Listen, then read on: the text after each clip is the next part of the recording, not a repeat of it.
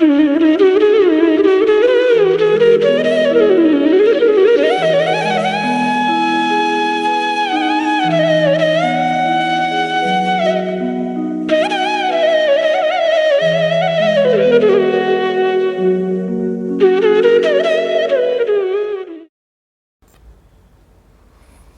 सभी को हाथ जोड़कर प्रणाम। आज बात करेंगे मंदिर के विषय में। इस विषय में हमारे पास बहुत सारे प्रश्न भी आए हैं और सभी ने उन प्रश्नों के उत्तर जानने का इच्छा व्यक्त की है। तो हम आज का जो मंदिर के विषय में हम जो चर्चा करेंगे प्रश्नों के अनुसार करेंगे। तो उसमें सबसे पहला जो प्रश्न हमारे पास है उसमें यह है कि घर में मंदिर के लिए सबसे शुभ स्थान वो कौन सा है। तो घर के अंदर जो मंदिर का सबसे शुभ स्थान होता है वो होता है आपका ईशान क्षेत्र। वो सबसे शुभ होता है। आप उसको ईशान कोण भी कह सकते हैं।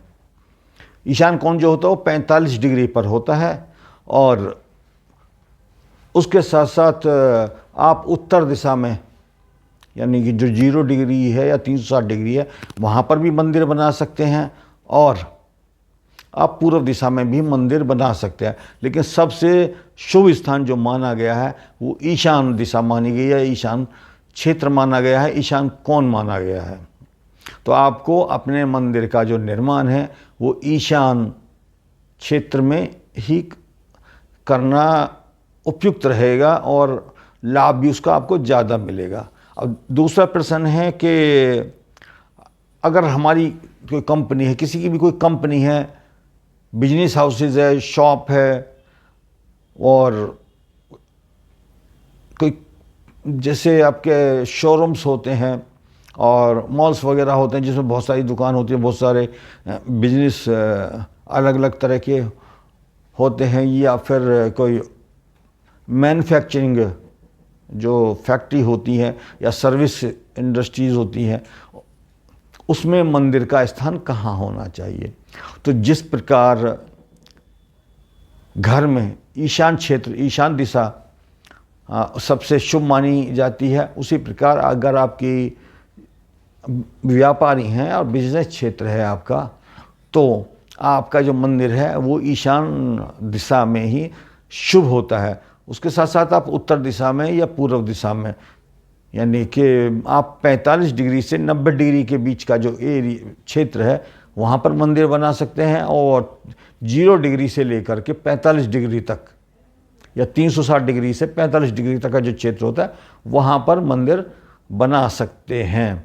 लेकिन जब आप शुभ दिशा की बात करते हैं तो शुभ क्षेत्र या शुभ दिशा ईशान ही है, तो वहाँ आप अपना मंदिर बना सकते हैं।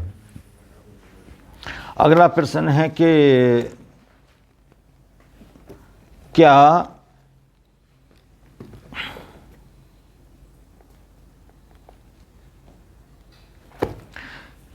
प्रश्न है कि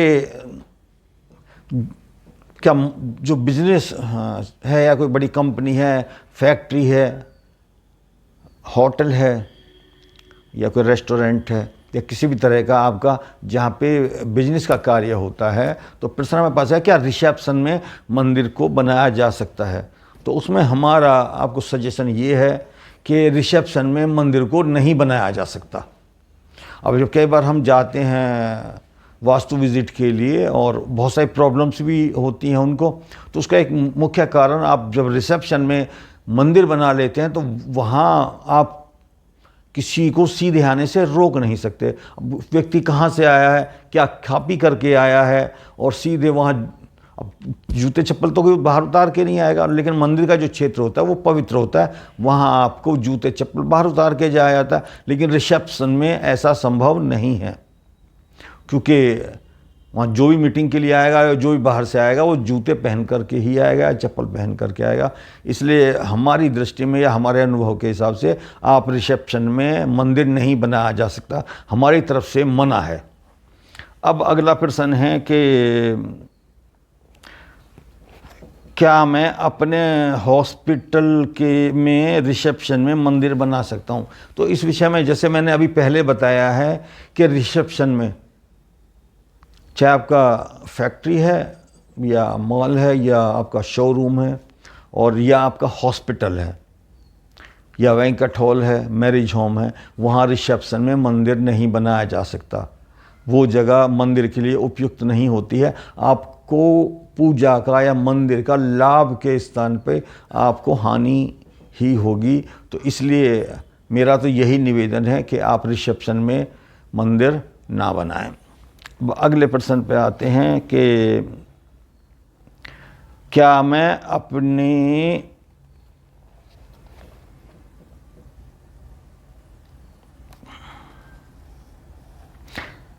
ये प्रश्न भी यही है कि क्या मैं अपने रिसेप्शन में मंदिर बना सकता हूँ? इसका उत्तर मैं आपको पहले दे चुका हूँ कि रिसेप्शन पे मंदिर नहीं बनाया जा सकता। अब हम अगले प्रश्न पे आते हैं, क्या मैं अपनी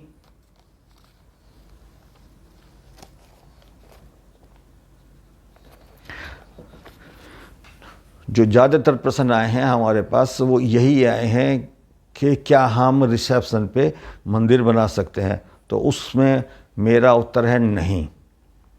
तो आप रिसेप्शन पे मंदिर नहीं बना सकते और बनाना भी नहीं चाहिए। बाकी आप अपनी इच्छा से, अपने विवेक से अगर बनाना चाहते हैं तो जो उसके दुष्परिणाम होंगे उसके लिए भी तैयार रहना चाहिए। अब हम अगले प्रश्न पे बात करते हैं कि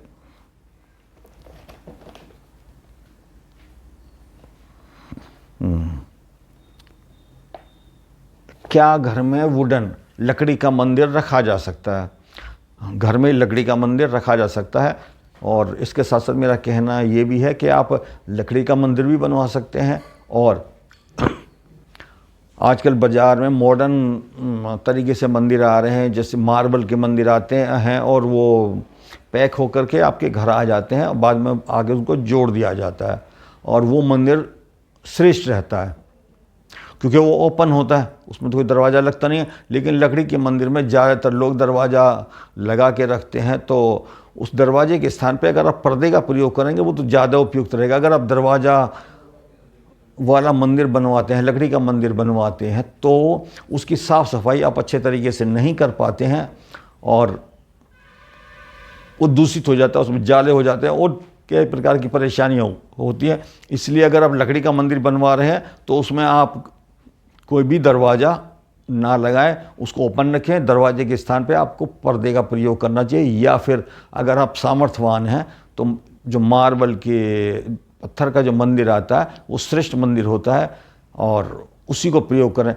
यहाँ मैं एक चीज़ और बताना चाहूँगा कि जो आप लकड़ी का मंदिर बनाते हैं तो उसके नीचे एक जो देसी भाषा में जिसको दराज कहते हैं, ड्रॉ होती है, वो नहीं होनी चाहिए, वो ठोस होना चाहिए। अब उसमें होगा क्या कि जो भी ख़राब चीज़ें होंगी वो उसके अंदर रख दी जाएंगी, टूटी फूटी चीज़ रख दी जाएंगी और भी कई चीज़ें उसके अंदर चली जाती हैं। तो आपको लकड़ी के स्थान पे मार्बल का मंदिर प्रयोग करना चाहिए। अगर आप लकड़ी का भी कर रहे हैं तो उसको बिल्कुल ठोस रखना चाहिए, उसके नीचे सामान रखने का स्थान नहीं बनाना चाहिए। तो ये चीज़ें आपको समझ में आ गई होंगी कि मंदिर आप लकड़ी का भी रख सकते हैं, पत्थर का भी रख सकते हैं या फिर आप अलग से कोई रूम या छोटी सी जगह मंदिर के लिए बना सकते हैं। और जब आप घर के अंदर मंदिर बनवाते हैं और उसमें कोई भी दरवाज़ा या गेट लगाते हैं वो तो 2 पल्ले का होना चाहिए और उसके अंदर देहरी भी होना अनिवार्य है। जैसे हमने पीछे कहा था कि आप जो आपका मुख्य द्वार है वो भी 2 पल्ले का होना चाहिए और वुडन का, लकड़ी का ही होना चाहिए। इसी प्रकार जो मंदिर का जो दरवाज़ा है वो भी लकड़ी का ही होना चाहिए, 2 पल्लों का होना चाहिए और उसमें दहलीज या देहरी होना अनिवार्य है। तो इस प्रकार आप मंदिर का निर्माण कर सकते हैं, चाहे आप छोटा सा मंदिर घर में ला के रखें लकड़ी का या फिर पत्थर का, या फिर आप किसी भी छोटा सा मंदिर रूम के रूप में बनवाते हैं तो दरवाज़ा बनवाते समय इन चीज़ों का आपको विशेष ध्यान रखना है। अब अगला प्रश्न है कि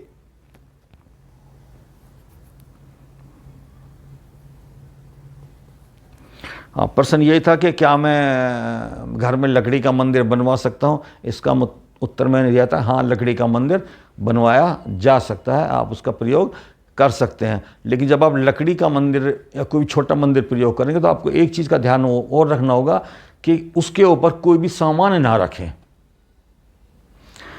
कई बार जो पूजा का सामान रख देते हैं, कोई और भी सामान रख दिया जाता है, या कोई कपड़े जो वस्त्र पुराने हो जाते हैं उनको रख दिया जाता है, वो नीचे भी रख दिए जाते हैं और जो मंदिर होता है उसके ऊपर भी रख दिए जाते हैं। तो अगर आप लकड़ी का मंदिर बनवा रहे हैं तो आप उस पे, जैसे जो मंदिर बड़े मंदिर होते हैं उनके ऊपर एक बुर्ज बना होता है, कलश लगा होता है, तो आप उसका प्रयोग कर सकते हैं। जब आप उसके ऊपर आपका बुर्ज बना होगा या चोटी बनी होगी तो आप उसको सामान रख ही नहीं सकते। और इसीलिए वो जो बड़े मंदिर होते हैं उनमें भी इसीलिए किया जाता है कि एक तो वो शुभ है, जो एनर्जी है वो वहाँ तक आए, दूसरे उसके ऊपर कोई भी निर्माण कार्य और ना हो सके। तो भगवान के जो घर होता है, जो भगवान का निवास स्थान होता है, उसके ऊपर रहने का या किसी प्रकार का कंस्ट्रक्शन या घर नहीं होना चाहिए, ना ही कोई सामान या टूटा फटा सामान होना चाहिए। अब अगला प्रश्न आता है कि क्या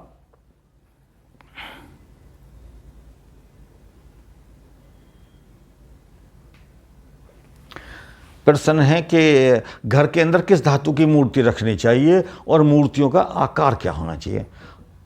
तो आप किसी भी धातु की, आप सोने की, चांदी की रख सकते हैं। जो लोहे की जो मूर्तियां हैं उनका प्रयोग नहीं किया जाता है। तो आप सोना, चांदी, पीतल या तांबे की, काष्ठ की यानी लकड़ी की मूर्ति का प्रयोग भी कर सकते हैं, और पाषाण की मूर्ति यानी पत्थर की मूर्तियों का प्रयोग किया जा सकता है। जो घर के जो मंदिर होते हैं उसके अंदर मूर्तियों का आकार अंगूठे के बराबर होना चाहिए, लगभग 2 इंच का होना चाहिए, वो श्रेष्ठ माना जाता है घर के लिए। और अधिकतम आप 6 इंच का प्रयोग कर सकते हैं। और जो धातु मैंने बताई है उसमें से किसी भी धातु का आप प्रयोग कर सकते हैं। और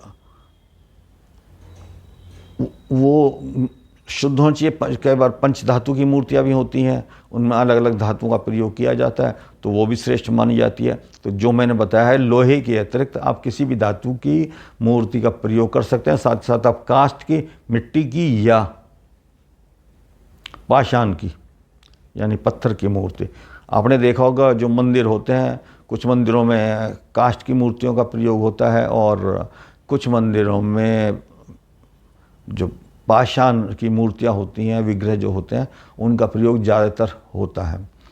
तो आप इसमें से अपनी इच्छा के अनुसार और अपनी सामर्थ्य के अनुसार मूर्तियों का प्रयोग कर सकते हैं। और अगर आप बड़ी मूर्ति ले आते हैं किसी प्रकार से, जिसका जो साइज़ है, जिसका जो आकार है वो 9 इंच से अधिक हो जाता है, 9 इंच तक चला जाता है, तो प्राण प्रतिष्ठा करानी होती है उस मूर्ति की। और घर के मंदिर के अंदर प्राण प्रतिष्ठा नहीं होती है, घर का मंदिर चलायमान होता है। तो आप उसके लिए सबसे अच्छा तरीका यही है। और सर्वोत्तम आकार थंब का आकार, जो अंगूठे का आकार है जो आपके का, वो आप उसको प्रयोग कर सकते हैं। या 3 अंगुल आप नाप लीजिएगा, उस आकार की मूर्ति लीजिएगा।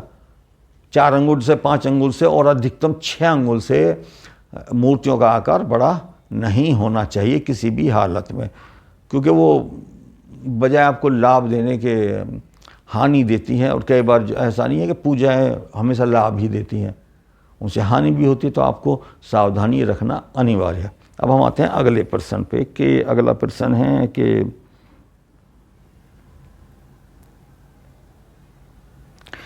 पूजा के लिए जब हम पूजा करते हैं तो हमें जो बर्तन होते हैं वो किस धातु के होने चाहिए।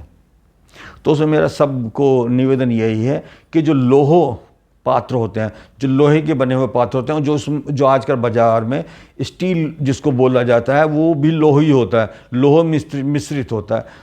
तो पूजा के लिए सदैव आप तांबे का, पीतल का या कांसे का प्रयोग करें। और तांबा पीतल होता है, सर्व जगह उपलब्ध भी है और आसानी से वो प्रत्येक व्यक्ति के सामर्थ्य में भी है। तो आप तांबे या पीतल के पात्रों का ही प्रयोग करें।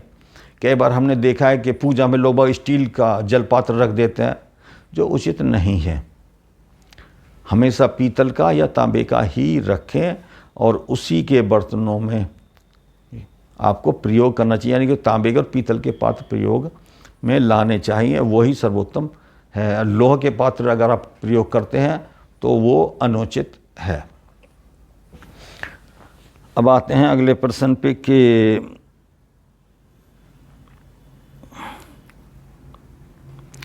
पूजा करते समय हमें अपना मुख किस दिशा में रखना चाहिए।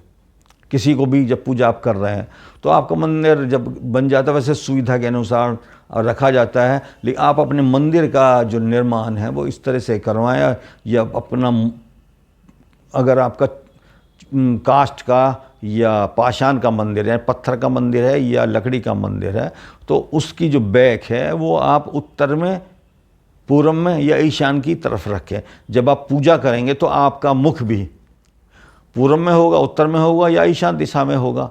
तो ये 3 दिशाएं ऐसी हैं कि जिसकी तरफ आप मुंह करके पूजा कर सकते हैं। तो आप अपने मंदिर की व्यवस्था इस प्रकार रखें कि जब भी आप पूजा करें, जोत बत्ती करें, तो आपका मुख कोशिश करें कि ईशान दिशा में रहे, ईशान क्षेत्र में रहे, या उत्तर में रहे, या फिर पूर्व में रहे।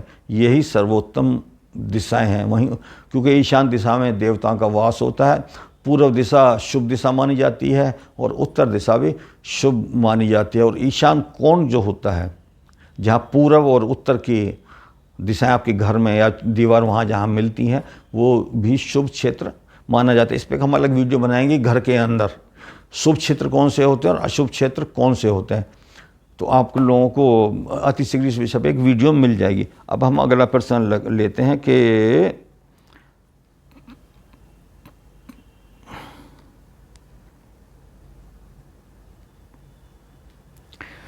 भगवान के मंदिर में, जब जो आपका मंदिर में, क्या उसमें पितरों की जो तस्वीर है या चित्र है वो रखा जा सकता है।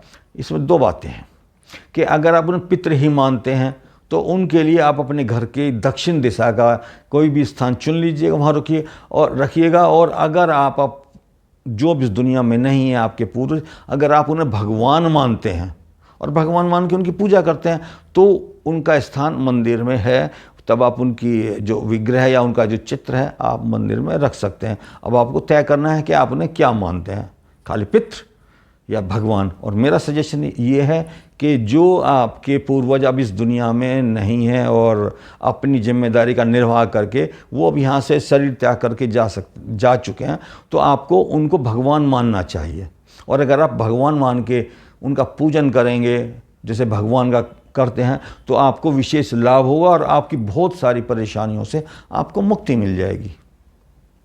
तो इसमें बस निवेदन यही है कि आप उन्हें अगर भगवान मान रहे हैं तो आप भगवान के साथ उन्हें स्थापित कर सकते हैं, और नहीं मान रहे हैं, पितृ मान रहे हैं, तो उसके लिए दक्षिण दिशा निर्धारित है, वहाँ उनके चित्र को आप लगा सकते हैं। अब हम अगला प्रश्न लेते हैं कि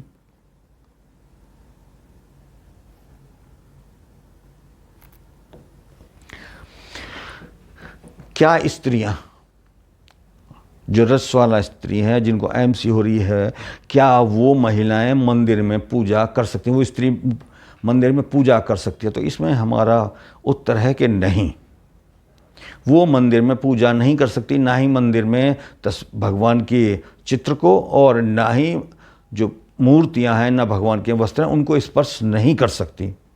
उसमें एक विशेष नियम ये है कि जो स्त्री बाल या अवस्था से, बचपन से जिसने ब्रह्मचर्य का पालन किया है और विवाह नहीं किया है, वो कन्या या वो स्त्री उस ऐसी स्थिति में उसको दोष नहीं लगेगा, और वो मंदिर में पूजा भी कर सकती है, भजन भी कर सकती है, और भगवान के जो नियम हैं जो पुरुष करता है उनका पालन कर सकती हैं। तो जो बातें मैंने बताई हैं वो आपके समझ में आई हैं, और जो प्रश्न हमारे पास आए थे उनका हमने जो उचित उत्तर था वो देने का प्रयास किया है। फिर भी अगर किसी के मन में या रहा हो कि भी कोई प्रश्न छूट गया है या किसी का इस विषय में कोई प्रश्न है, तो वो आप हमें कमेंट्स बॉक्स में भी लिख सकते हैं, और जो हमारा नंबर है आप उसमें व्हाट्सएप से पूछ सकते हैं। लेकिन उसमें आपको ये ध्यान रखना पड़ेगा, व्हाट्सएप पे आप प्रश्न भेज सकते हैं, हम व्हाट्सएप पे किसी का कोई उत्तर नहीं देते हैं। आपका प्रश्न हमारे पास आ जाएगा, तो जो अगली वीडियो होगी हमारी उसमें हम आपके प्रश्न को लेंगे, और आप जब हमारे चैनल पे अगर बने रहेंगे तो आपको प्रश्न का जो उचित उत्तर है और सटीक है, शास्त्रोक्त है और तर्क से पूर्ण है या सिद्ध उत्तर है, वो आपको मिल जाएगा। एक प्रश्न और आता है, और वो कुछ बातें ऐसी भी हैं कि जो सब लोगों को पता नहीं होती है, कि अगर कोई मंत्र जप का अनुष्ठान करना चाह रहा है, किसी मंत्र को करना चाह रहे हैं, तो उसका क्या नियम है, क्या कोई भी मंत्र जप का अनुष्ठान कर सकता है, और करे तो कैसे करे। तो उसमें हमारा उत्तर यह है कि कोई भी व्यक्ति जो द्विज है, द्विज का मतलब है जिसका जनेऊ संस्कार हो चुका है, और अगर आप वो कर सकता है, कोई भी व्यक्ति कर सकता है, यहाँ पे किसी का निषेध, शास्त्रों में निषेध नहीं किया गया है। दूसरा ये है कि अगर आप द्विज नहीं हैं, आपका जनेऊ संस्कार नहीं हुआ है, तो आप मंत्र जप करना चाहते हैं, मंत्र अनुष्ठान करना चाहते हैं, तो आप अपना यज्ञोपवीत संस्कार किसी भी पंडित जी से करवा लीजिएगा, और उसके उपरांत आप मंत्र जप का अनुष्ठान कर सकते हैं। और मंत्र जप के अनुष्ठान के लिए के निश्चित संख्या में मंत्र किए जाते हैं, कम से कम 1.25 लाख किए जा सकते हैं, अधिकतम आप उसके उपरांत कितने भी कर सकते हैं। और जब आपका मंत्र सिद्ध हो जाता है तो उसके बाद में उसके जितने भी मंत्र आपने किए उसके दशांश का आपको तर्पण करना होता है, और जितने का तर्पण होता है उसके दशांश का आपको हवन करना होता है। और अगर आप इन दोनों में समर्थ नहीं हैं, नहीं कर सकते हैं, तो जो भी मंत्र कर रहे हैं आप, मान लो आप 1 लाख मंत्र कर रहे हैं, तो उसके 25% मंत्र आप अतिरिक्त कर लीजिएगा, यानी 1,25,000 कर लीजिएगा, तो आपके वो 1 लाख मंत्र माने जाएंगे, और आपको जो अगले संस्कार हैं, तर्पण है या हवन यज्ञ है, वो नहीं करना पड़ेगा। वैसे हमारा निवेदन तो यही है कि जब आप करें तो तरीके से करें, और क्योंकि गुरु प्रदत्त मंत्र जो होता है वही किया जाता है, या तो किसी से दीक्षा ले लीजिएगा, नहीं तो आप भगवान को ही अपना गुरु मानिएगा, और उनकी अनुमति लेकर के आप मंत्र को सिद्ध कर सकते हैं। एक ही माला का प्रयोग किया जा सकता है, और करना भी चाहिए। आप उसमें रुद्राक्ष की माला ले सकते हैं, तुलसी की माला ले सकते हैं, और माला हमेशा गोमुखी में होनी चाहिए, आपके हृदय प्रदेश पर रहनी चाहिए, पवित्र जगह पर रहनी चाहिए। और उस माला, किसी भी दूसरे की जो माला है, उस माला से अपने मंत्र जपों का प्रयोग नहीं करना चाहिए। आसन भी आपको एक ही रखना है, यानी जिस आसन पे आप मंत्र जप का अनुष्ठान कर रहे हैं तो वो आसन आपका होना चाहिए, और उस आसन पर और कोई विराजमान नहीं होने, और कोई नहीं बैठना चाहिए, और आप किसी और का आसन लेकर के भी मंत्र जप नहीं कर सकते। तो मंत्र जप करने का तरीका यही है, और आपको समझ में आ भी गया है। और फिर भी किसी पूजा पाठ से, धर्म क्षेत्र से, या ज्योतिष संबंधित या वास्तु संबंधित आपका कोई प्रश्न है तो आप हमें कमेंट्स बॉक्स में भी लिख सकते हैं, या व्हाट्सअप कर सकते हैं प्रश्न। व्हाट्सअप में आपने ध्यान ये रखना है, या आप यूट्यूब पे भी कोई कमेंट्स करते हैं तो उसका जो उत्तर दिया जाएगा वो अगली वीडियो में दिया जाएगा। लिख के जो उत्तर है वो आप तक नहीं आएगा, उसके लिए हम आपसे क्षमा प्रार्थी हैं। तो अगली वीडियो का आपको इंतज़ार करना चाहिए। इसके साथ साथ हम एक निवेदन और करना चाहेंगे कि अगर आपको हमारी बात उचित लगती है, समझ में आती है, तो आप अपना प्यार दिखाने के लिए हमारे वीडियो को लाइक कर सकते हैं, शेयर कर सकते हैं अपने प्रियजनों में, और हमारे चैनल को सब्सक्राइब कर सकते हैं, ताकि आने वाली जो वीडियो हैं वो आपको मिल सकें। इसी के साथ मैं अपनी वाणी को विराम देता हूँ, और सभी को हाथ जोड़ के प्रणाम करता हूँ। सभी को राधा कृष्ण, जय हिंद, जय भारत।